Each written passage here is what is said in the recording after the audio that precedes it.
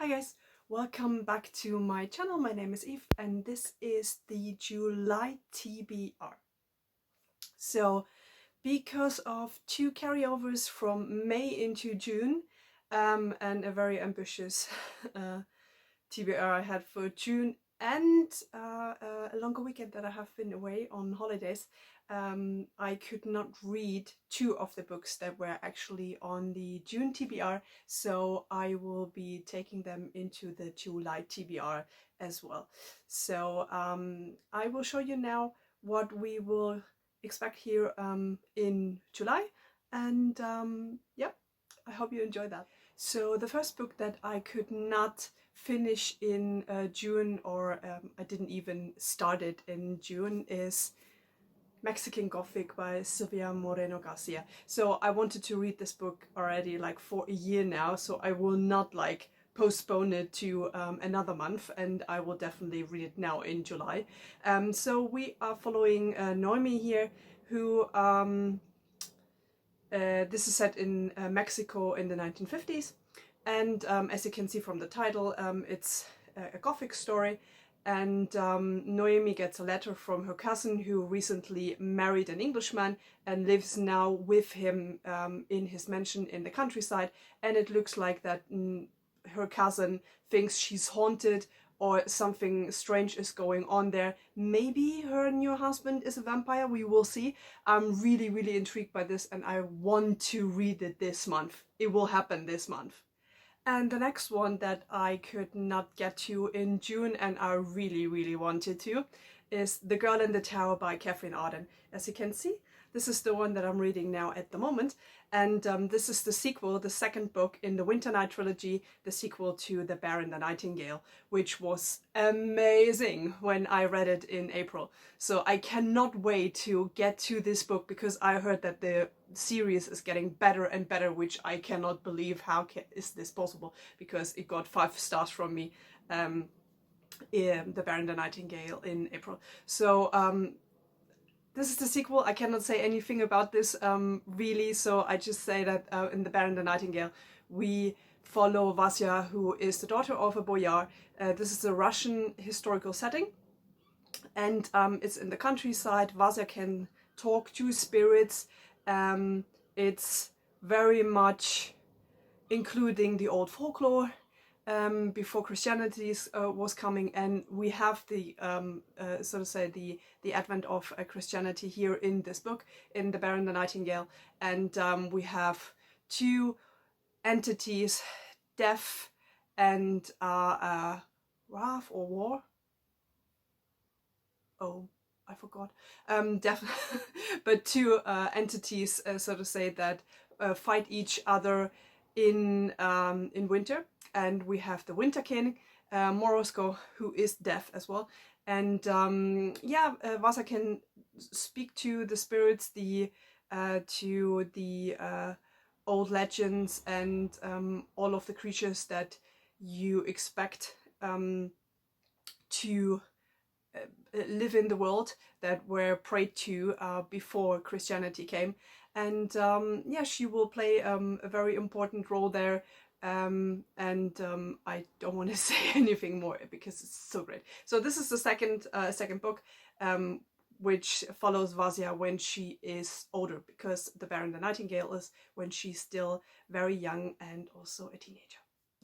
Next up, we have the most anticipated book for me this month, and this is The Shadow of the Gods by John Gwynne. I know everyone has been talking about this. I have been chasing this book through bookstores because it was sold out for quite a long time and they had to reprint it already.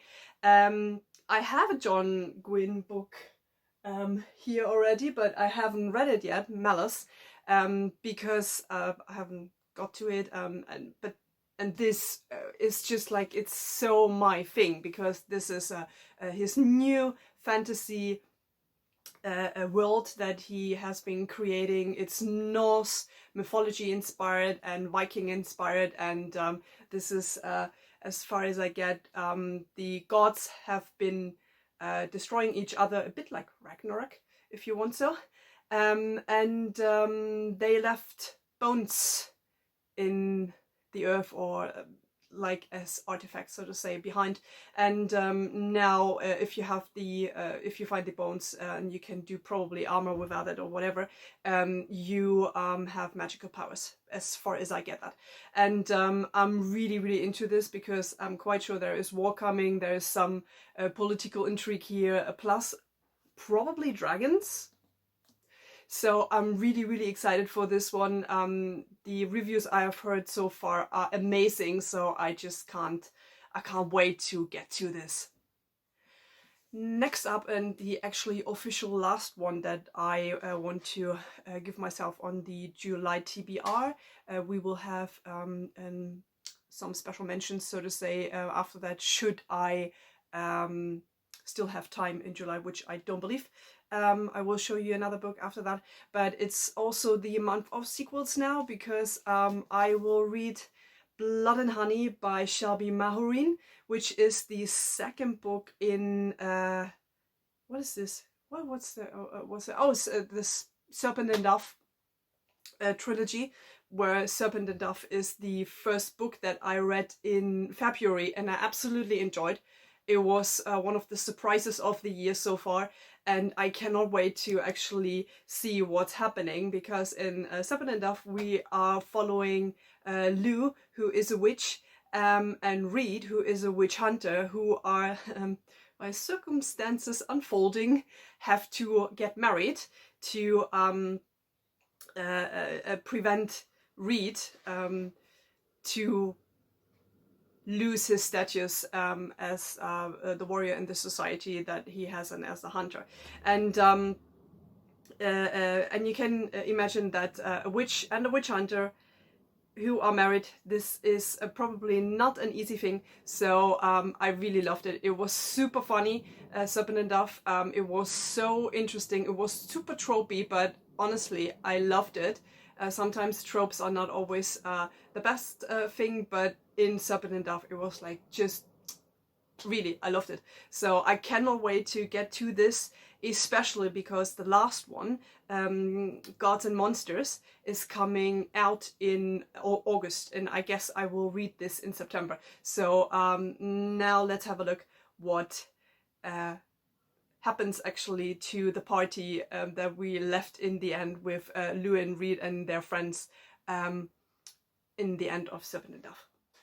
And as I said, if I still have some time in July, which might not happen because I'm on holidays as well, I will read a non-fiction book, because I really need to read more non-fiction books this year, and I want to have, like, you know, for myself as well, I want to get myself educated again, and that's why I chose Francis Fukuyama's Identity. Contemporary identity politics and the struggle for recognition.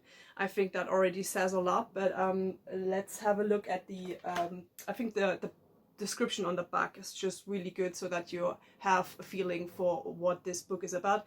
Best-selling author Francis Fukuyama traces the development of the idea of identity from Plato through Locke and Rousseau to feminism and modern gender politics. Drawing on this history, he delivers a sharp warning: unless we forge a universal understanding of human dignity, we are doomed to endure unending conflict. This was something that I saw in a bookstore already a couple of months ago, and I did not buy it then, but recently it just popped up for me again, like in my mind, and I thought I really want to get to this book. So if I have some time, I will read this as well, and I'm already very interested to see his take on actually the problems that we are facing in these days in general. So that's the non-fiction pick for July. Okay guys, so these were my picks for July that I will be reading. Let me know in the comments down below, is there any book that you find most interesting here on my TBR? What will you be reading in July? I am always interested to know what other people are reading. I've been watching already a lot of TBR videos of other booktubers as well, and I'm so excited to see what they are reading in July. And yeah, have a good one and enjoy the rest of your day. I see you guys soon. Bye!